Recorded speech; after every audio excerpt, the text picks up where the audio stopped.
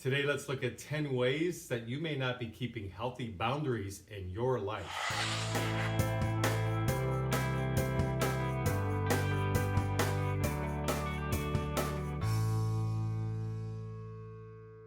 Boundaries are so important. Obviously, if we're going to maintain good mental health, we have to be able to set good, healthy boundaries for ourselves. For a kid who's been raised in a very dysfunctional family, maybe they're a victim of some kind of abuse, they've been emotionally smothered, there's just a lot of chaos in their life in other ways too. Perhaps they've moved a million times, they're bullied at school, they just have really low self-esteem for a variety of reasons. Then they may struggle with maintaining healthy boundaries throughout their life. So today's video, I want to look at 10 that I came up with. There's many ways we could apply boundaries to our life, so there's many more than just the 10 I'm going to mention. But let's examine these 10. Something to think about. Ask yourself if they apply to you.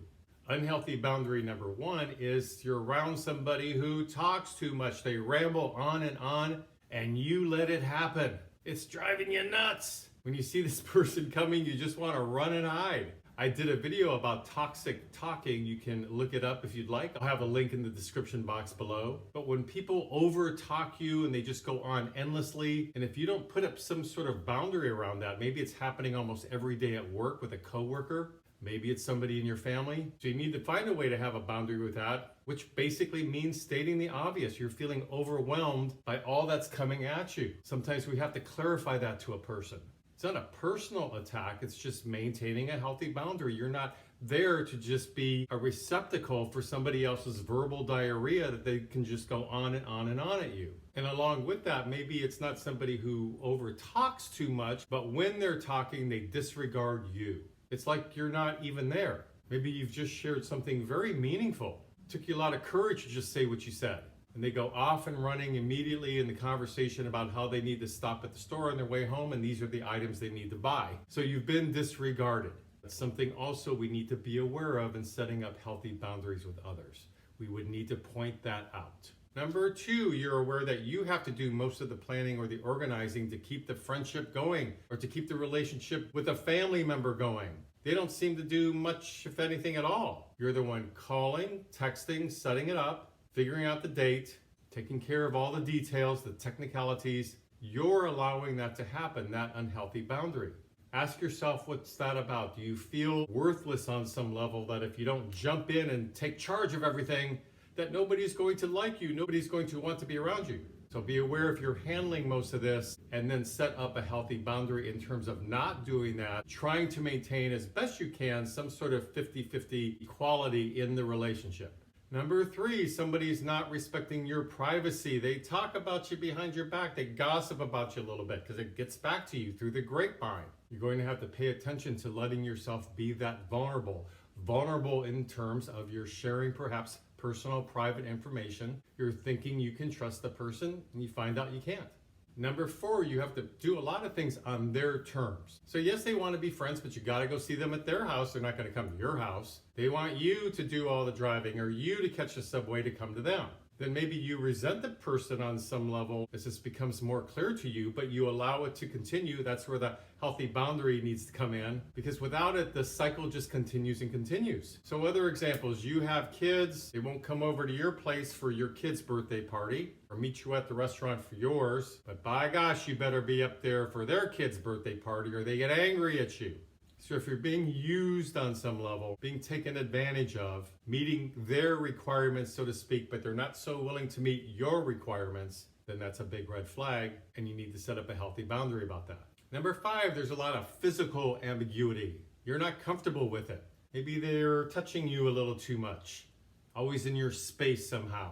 Making a lot of sexual references, perhaps. They use your property without asking. All of a sudden, they're looking at your cell phone, looking at your pictures, reading your texts, and you didn't give them permission for that. The healthy boundary is to say, please don't do that. Number 6, they seem somehow comfortable to bring up shame-based behavior about you, things you've done in your past, things that you just want to cringe, but you'd rather not have other people know. This especially happens maybe with siblings, people we grew up with. They know all our dirt. Well, we've all done embarrassing things in our life, of course. So that's not the issue. The issue is whether somebody's using that as ammunition against you now that you're an adult. So notice if they're comfortable to bring up your crap, But they don't want you to talk about their stuff. They, in fact, don't refer to anything in their past or very little about it. You can sense maybe they're making fun of you a little bit, ridiculing you, maybe subtly or not so subtle. You sense they're trying to embarrass you. The healthy boundary for that is to tell the person that that is hurtful and you'd appreciate it if they don't behave that way in the future around you, or reference your past without your permission. And if they continue to do it, you may have to remove yourself from their life. 7, they use gifts as bribes. They're giving to get. There's an agenda behind it. You can see that they want something from you. They're trying to influence you somehow or guilt you. So if it's anything related to gift giving and you sense that they have a hidden agenda behind this, then that's a healthy boundary that needs to be set up. That healthy boundary could be returning the gift or saying no thank you to future gifts. Number 8, they want you to be at their beck and call. So you better hop to it. When they need you, they need you. Oh, can you please do this for me? By the way, I need it an hour from now. Or I need somebody to go with me to this event. I don't want to go alone. Of course, I can count on you to go with me, right? Without asking you if you really want to go or not. Or I need a ride. Oh, can you come pick me up? Now, some of these things we all do in life to be helpful. Of course we do. But if you feel as though it's consistent and the energy is you better or else, then those are big red flags where you need to set up a boundary and stop jumping in to save somebody else, which ties into trying to fix somebody. If you try to fix somebody or you're trying to save them, make everything be better for them, very codependent, then that can lead to number 9, which is they may become very clingy or needy around you because you've trained them that way. So you need to have a boundary of not trying to solve other people's problems to a high degree. They have to live their own life. They have to figure things out on their own. If you're getting in there and trying to do everything for them, make things better, smooth things over, be the savior, the knight in shining armor, then these are some red flags. And if you do that, they may indeed become clingy because now they want you around all the time. You're like the mommy figure or the daddy figure. You're going to take care of them. So then they start wanting you more and more, and you're not used to having a boundary with this and saying you can't do it. Well, that's what you're going to have to do to set up a healthy boundary with this example. You have to know your limits. And if it feels like you're trying to make something better for somebody all the time, just want to get in there and solve all their adult problems, then that's a big red flag. And number 10, you feel very judged by them sometimes. Judging is used sometimes as a way to maintain control over somebody, to kind of put them in their place, for them to feel more superior somehow. It can be a bit of a manipulation for sure. So an occasional judgment is okay here and there. We all do that. But if you're feeling judged quite often, you're never quite good enough to a family member. You're never quite good enough to your spouse. You're never quite good enough to a friend. There's always something wrong with you. But you're comfortable in your own skin. You like how you look or what you're saying or what you're doing or where you're working or where you want to take your vacation. You're fine with all this, but they're judging you and it's all negative, of course. So that's not a healthy friendship or healthy relationship to be in with a family member. You want to be liked for who you are, loved for who you are, unconditionally.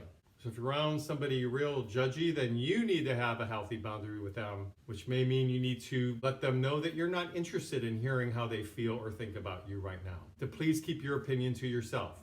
So remember, you have all the power in you. You can set any healthy boundary you want. The more you do it, the easier it will get. You'll find your voice. You'll find that you'll love life a lot more when you know you can advocate for yourself and set up healthy boundaries around you when you want to or need to. So please leave me some comments below. I'd love to hear your thoughts about boundaries. Please subscribe to my mental health YouTube channel if you like these kind of videos. And until next week, this is Brad Shore signing off from Ask a Shore.